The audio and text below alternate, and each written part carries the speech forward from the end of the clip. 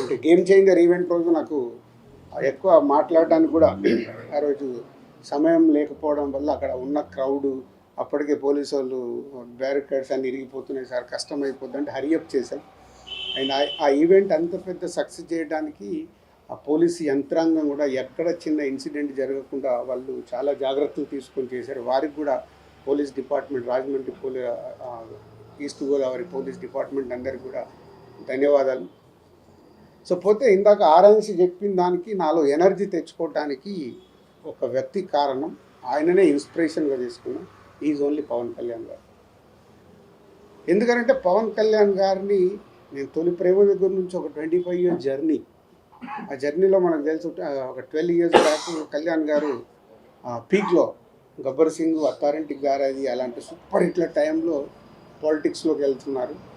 అది ఏంటి ఇంత ఇమేజ్ పెట్టుకొని ఈ టైంలో పాలిటిక్స్లోకి వెళ్తున్నారు, అవసరమా అని చాలామంది, ఆయనను అభిమానించే చాలామంది, ఆయన మంచి కోరుకునే చాలామంది, అందులో నేను ఒక్కని, ఎందుకు ఈ టైంలో. బట్ ఆయన 10 ఏళ్ళ జర్నీ చూశాను.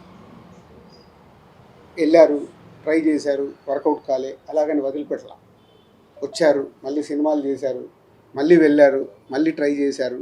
ఫస్ట్ ఆంధ్రప్రదేశ్ తెలంగాణ విడిపోయినప్పుడు ఉమ్మడిగా వచ్చి వాళ్ళు గవర్నమెంట్కి సపోర్ట్ చేస్తూ ఉన్నారు. సెకండ్ టైము రాలేదు. అంటే ఒక 10 ఇయర్స్ ఆయన జర్నీ చూశారు. వెళ్ళారు, వర్కౌట్ కాలేదు, వెళ్ళారు. సో ఫస్ట్ టైం వర్కౌట్ చేశారు, సెకండ్ టైం వర్కౌట్ కాలేదు, మళ్ళీ ఇప్పుడు వెళ్తున్నారు, వెళ్ళారు. ఏంటి అని ఒక ఎగ్జైట్మెంట్లో ఆయన విజయం, కూటమిలో 21 సీట్స్ గెలిచినప్పుడు ఆయన విజయం కనిపించింది. ఈజ్ ద గేమ్ చేంజర్ లాగా కనిపించాడు. ఆ రోజు నుంచి ఆయన ఆ 12 సంవత్సరాల జర్నీని చూసుకొని, లేదు మనం ఫెయిల్ అవుతున్నామని ఆగిపోకూడదు, నా ప్రయత్నం 25 సంవత్సరాల నుంచి సినిమా ఇండస్ట్రీలో ఏదైతే బిల్డ్ అయిందో, ఏ హార్డ్ వర్క్ అయితే చేశామో అది మిస్ అవ్వకూడదని కళ్యాణ్ గారిని చూసి ఇన్స్పైర్ అయ్యి లాస్ట్ 7-8 మంత్స్ నుంచి అంత హార్డ్ వర్క్ చేసుకుంటూ, కొత్త బాధ్యతలు వచ్చినా కొత్త బాధ్యతలు చూసుకుంటూ. సో మీ అందరికీ తెలుసు నా డ్రైవ్ ఎలా ఉంది. మీరు అడిగితే కూడా టైం ఇవ్వలేక, మీరు ఏదైనా ఇంటర్వ్యూకి అడిగినా సార్ మాట్లాడదామన్నా టైం లేదు, దానివల్ల పరిగెత్తుతూ ఉన్నాను. సో ఓన్లీ సంక్రాంతి రిజల్ట్ తర్వాత ఇంకా ఆ ఎనర్జీతో మిమ్మల్ని కలుస్తాను.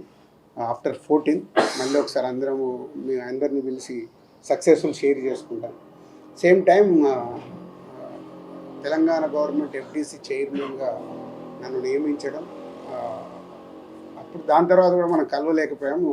18th చార్జ్ తీసుకొని నేను యూఎస్ వెళ్ళడం, యూఎస్కి వెళ్ళి వచ్చిన తర్వాత రకరకాల ఇన్సిడెంట్లు మళ్ళీ దిగి చూసుకోవడం, గవర్నమెంట్కి ఇండస్ట్రీ మధ్యలో జాగ్రత్తగా సీఎం గారు ఏదైతే కోరుకున్నారో అది చేయటానికి ముందడుగు వేసి చేయడం, ఇలాంటివి జరిగాయి.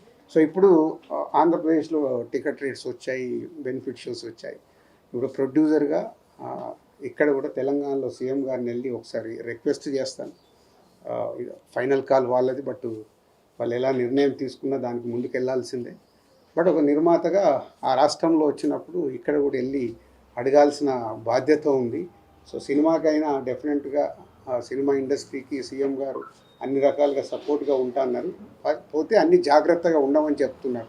ఎలాంటి ఇన్సిడెంట్లు జరగకుండా జాగ్రత్తగా సీఎం గారు లాస్ట్ దాంట్లో చెప్పిన 3 పాయింట్స్, ఫార్మా కానీ, ఐటీ కానీ, సినిమా కానీ important for Hyderabad and Telangana state అని. సో దానికి పరంగా ఐఎమ్ ఎక్స్పెక్టింగ్ వెళ్ళి కలిస్తే ఏమైనా పాజిటివ్గా వస్తుందేమని. బట్ నిర్మాతగా నా ప్రయత్నం నేను చేయాలి. ఫైనల్ కాల్ సీఎం గారిదే అండ్ గవర్నమెంట్ది, ఎలా వచ్చినా తీసుకోవడానికి సిద్ధంగా ఉన్నాను. So 10th and 14th crucial for me. అంటే crucial meaning is a result. అది బాల్స్ 2 6లు కొట్టాలి ఆ సినిమాల ద్వారా అనే ఒక సంకల్పంతో ఉన్నాను. ఈ 4 రోజులు నేను ఇంకా హార్డ్ వర్క్ చేసి ఆ రిజల్ట్ తెచ్చుకోవడానికి ప్రయత్నంలో ఉంటాను.